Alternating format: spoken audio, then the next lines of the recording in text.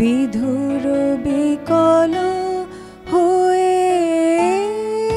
Bangladesh cricket বোর্ডের নতুন পরিচালক হিসেবে কর্পোরেট ব্যক্তিত্ব রুবাবা দৌলার দায়িত্ব গ্রহণকে ঘিরে সামাজিক যোগাযোগ মাধ্যমে যখন অভিনন্দনের জোয়ার, ঠিক তখনই এক বেফাঁস মন্তব্য করে বিতর্কের জন্ম দিলেন অভিনেতা ইরফান সাজ্জাদ। নেটিজেনদের তীব্র তোপের মুখে শেষ পর্যন্ত সেই পোস্ট মুছে ফেলতে বাধ্য হয়েছেন তিনি।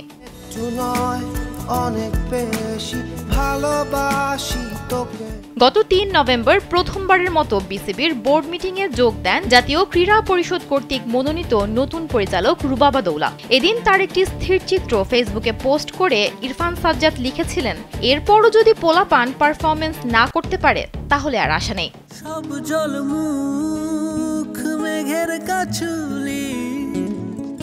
স্কিন শুষ্ক রুক্ষ হয়ে যাবে বলে কি বাইরে যাবে না? জাস্ট 1 2 3 4 করো, স্কিনটাকে রিভাইভ করো। অভিনেতার এই মন্তব্যকে অনেকেই নিছক রসিকতা হিসেবে দেখলেও নেটিজেনদের একটি বড় অংশ একে অশালীন ও নারী বিদ্বেষী হিসেবে আখ্যায়িত করেছেন। তাদের মতে একজন নারী ক্রীড়া সংগঠকের পেশাদারিকে ছাপিয়ে তার বাহ্যিক সৌন্দর্যকে ইঙ্গিত করে এমন মন্তব্য কুরুচিপূর্ণ।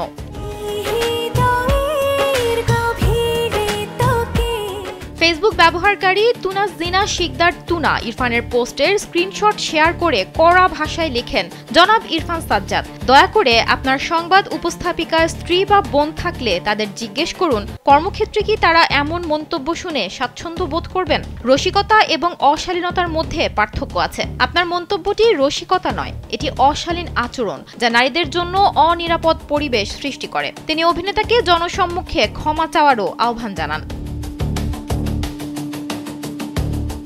সমালোচনার মুখে ইরফান সাজ্জাদ প্রথমে তার মন্তব্যের ব্যাখ্যা দেওয়ার চেষ্টা করেন। তিনি লেখেন, আমি একজন সাধারণ মানুষ এবং বাংলাদেশের ক্রিকেটের ভক্ত।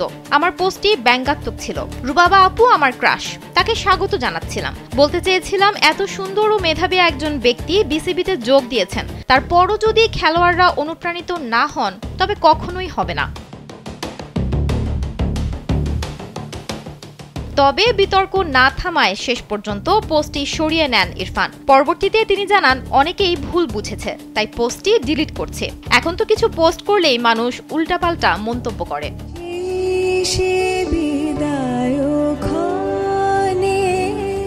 বিনোদন ডেস্ক, কালবেলা।